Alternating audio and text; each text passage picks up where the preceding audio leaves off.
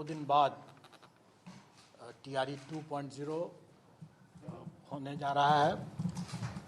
तो उसके पहले हम लोग कुछ जानकारी लोगों को दे दें, खास करके आपके माध्यम से कैंडिडेट्स को जानकारी बहुत आवश्यक है। पहली बात कि हर बार की तरह 1 घंटा पूर्व सेंटर पर एंट्री बंद हो जाएगा। तो और इस बार हम लोग एंट्री के समय बायोमेट्रिक वेरिफिकेशन ज़्यादा स्ट्रिक्टली करेंगे, क्योंकि हम लोग का ये प्रयास है कि अगर कोई भी इम्पर्सनेशन, कोई भी मुन्ना भाई अगर हैं तो परीक्षा के दौरान ही हम लोग पकड़ लें। इसलिए हम लोग एंट्री के समय में ही काफ़ी सतर्कतापूर्वक उनकी बायोमेट्रिक चेकिंग की जाएगी। उसमें ज़्यादा समय लगना स्वाभाविक है और इसलिए हम सबसे आपके माध्यम से सभी अभ्यर्थियों से अनुरोध करेंगे कि वो लोग पर्याप्त मार्जिन रखते हुए पहले ही पहुंच जाएं सेंटर पर और अपना जगह ले लें। दूसरा कि पिछले बार कैंडिडेट्स लोगों ने कई तरह की गलतियां किया था, जैसे रोल नंबर की गलती एक बहुत प्रमुख गलती थी। कोई एक डिजिट छूट गया, कभी कोई दूसरा डिजिट छूट गया, कोई गलत लिखा गया, तो इसके कारण से जो कठिनाई हुई थी। तो इस बार हम लोगों ने उनके एडमिट कार्ड में, आप लोग देख सकते हैं यहाँ पर, ये एडमिट कार्ड का एक नमूना है। ये एडमिट कार्ड में ही यहाँ पर बना हुआ है, उनको अपना रोल नंबर अपना रंगने के लिए।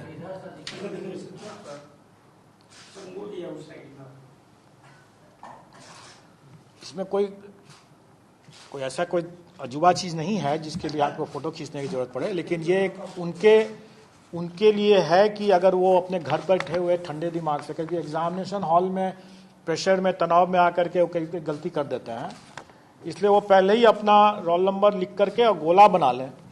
गोला को रंग लें सही तरीके से। घर में है तो अपना जितने बार उसको करेक्शन करना अपना कर लें वो, और उसके बाद वो उसी को लेकर के आए वहाँ एग्जामिनेशन हॉल में, और फिर वो उसी गोला के हिसाब से OMR शीट में गोला बैठाएं, तो गलती नहीं होगी,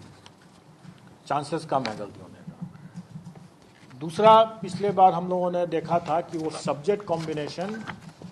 गलत डाल दिए, और हम लोगों के पास में ऐसे कंप्लेन भी आते हैं कि भाई हमने तो ये, हमारा तो नंबर कम हो गया, लेकिन कई लोगों ने जैसे हिंदी और उर्दू बांग्ला जो भी सेलेक्ट करना था तीनों रंग दिया है। अब आप सुनते रहिए उसमें बैठ कर कि कौन सही है कौन गलत है, और उसके नेचुरली अगर उसका सिलेक्शन नहीं हुआ तो अब कंप्लेन का रोने लग की स्थिति हो जाती है। तो उन सब चीज़ों को ध्यान में रख करके हम लोगों ने इस बार पहले ही साफ कर दिया कि हम आवेदन में जो लेंगे, जो आप ठंडे दिमाग से, चूँकि आप आवेदन भर रहे हैं तो आप ठंडे दिमाग से अपना भर रहे हैं, जो भी सब्जेक्ट कॉम्बिनेशन चुन रहे हैं आप उसी समय चुन लें आराम से। और एग्जामिनेशन हॉल में हम कोई सब्जेक्ट कॉम्बिनेशन आपसे नहीं पूछेंगे, क्योंकि हम पूछते हैं आप गलती करते हैं, फिर उसके बाद कॉम्प्लिकेशंस होता है। आपकी सहूलियत के लिए, मतलब अभ्यर्थियों की सहूलियत के लिए कि उसने क्या सब्जेक्ट कॉम्बिनेशन चुना है। वैसे तो हम लोग एडमिट कार्ड इतना नज़दीक है इसलिए उसको याद तो होना चाहिए कि उसने क्या चुना है, लेकिन फिर भी अगर वो भूल गया कि हमने क्या चुना था, तो यहाँ पर जैसे मैं दिखा रहा हूँ कि यहाँ पर इसका सोशल साइंस का पेपर जैसे है, तो उस नमूना है, ये वैसे रियल केस ही है लेकिन है नमूना के लिए गया है। हिस्ट्री एंड पॉलिटिकल साइंस, इसमें उसका कॉम्बिनेशन अंकित है। तो कहने का मतलब यह है कि अगर कोई भूल भी गया हो, अगर वो कि उसको हिस्ट्री पॉलिटिकल साइंस क्या कॉम्बिनेशन चूज करना है, किसका आंसर देना है, क्योंकि उसके बुकलेट में हिस्ट्री का भी क्वेश्चन रहेगा, पॉलिटिकल साइंस का भी रहेगा, ज्योग्राफी का भी रहेगा और इकोनॉमिक्स का भी रहेगा, लेकिन उसको करना है हिस्ट्री एंड पॉलिटिकल साइंस के। और अगर हिस्ट्री पहले है तो पहला 40 क्वेश्चन जो होगा, मतलब मेन कॉम्बिनेशन पार्ट का, वो हिस्ट्री का करना है,